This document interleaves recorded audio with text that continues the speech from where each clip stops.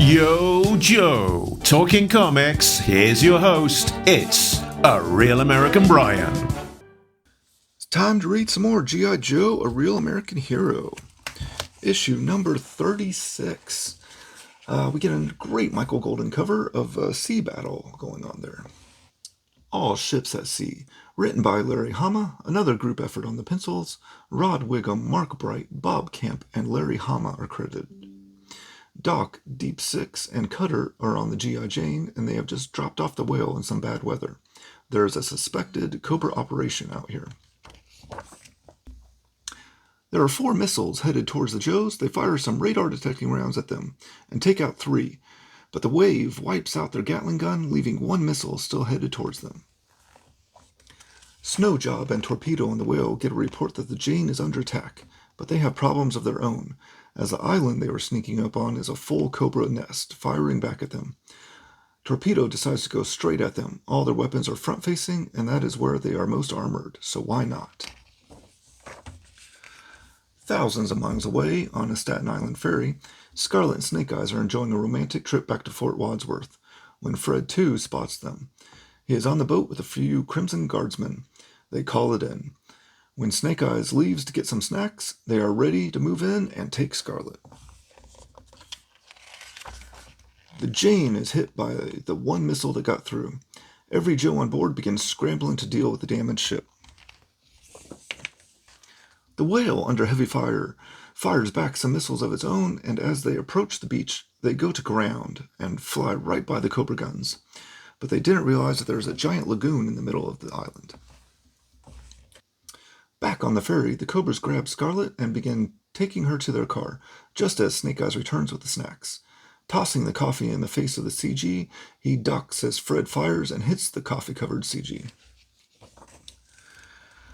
The Cobra seaplanes are circling the Jane, looking to finish the ship off, and the fire on board is out of control.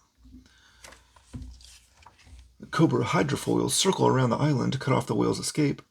Then the Cobra's inland guns turn around to fire at the whale as it is sitting still, all part of Torpedo's plan, as he does a 180 and flies by the guns and back out to sea, leaving the hydrofoils behind. The CGs pulling Scarlet away are still trying to hold off Snake Eyes.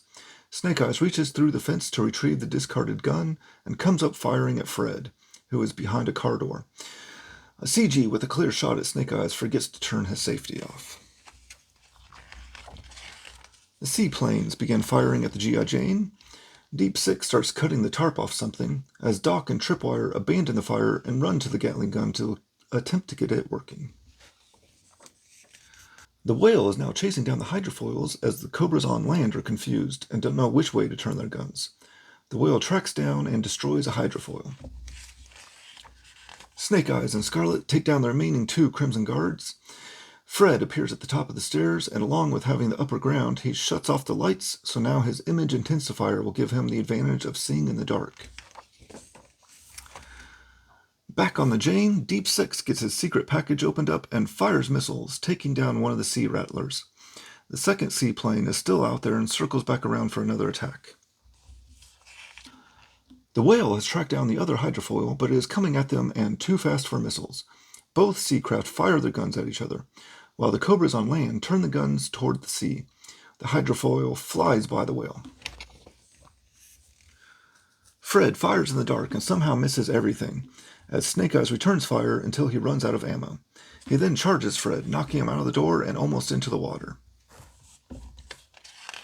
The Jane is in bad shape. As the Cobra plane closes in, the Cobra pilot decides to switch to guns, while Doc and Tripwire figure out what is wrong with the Gatling gun, but it can't be fixed, so Doc begins to aim it by hand. The Cobras on land see a boat coming at them and fire, but it is their own hydrofoil, as Torpedo has done the unexpected again and cut across the island behind them, destroying their guns. Fred, hanging on to Snake Eyes, begins to pull off his disguise, and when he removes his mask, he screams and falls into the water. Scarlet calls Snake Eyes back inside, telling him she has a spare mask in her purse. As the Sea Rattler begins to fire, Tripwire finds the firing circuit, and the Gatling gun comes to life, blowing the plane out of the sky. The Cobras on the island are completely defeated, but the Joes are leaving without finding the secret they were protecting. There is a major Cobra operation in the Gulf of Mexico. The Whale, heading back to the Jane, sees a giant oil slick and knows that it isn't good news. The G.I. Jane is gone. Whale finds the Joes from the Jane in a raft, and Cutter reveals he sent out an SOS and the rescue is here. We get our first glimpse of the USS Flag. That is issue 36, some intense sea battles, and Snake Eye's hideous face wins him a fight. My favorite panel from this one is the romantic image of Snake Eyes and Scarlet on the ferry, a memory that he would hold on to so dearly it will become a major story element going forward. But that is another water-filled adventure in the books. I'm going to give this one 4 flag points. I wonder what this Cobra operation in the Gulf of Mexico is all about. That has been issue 36.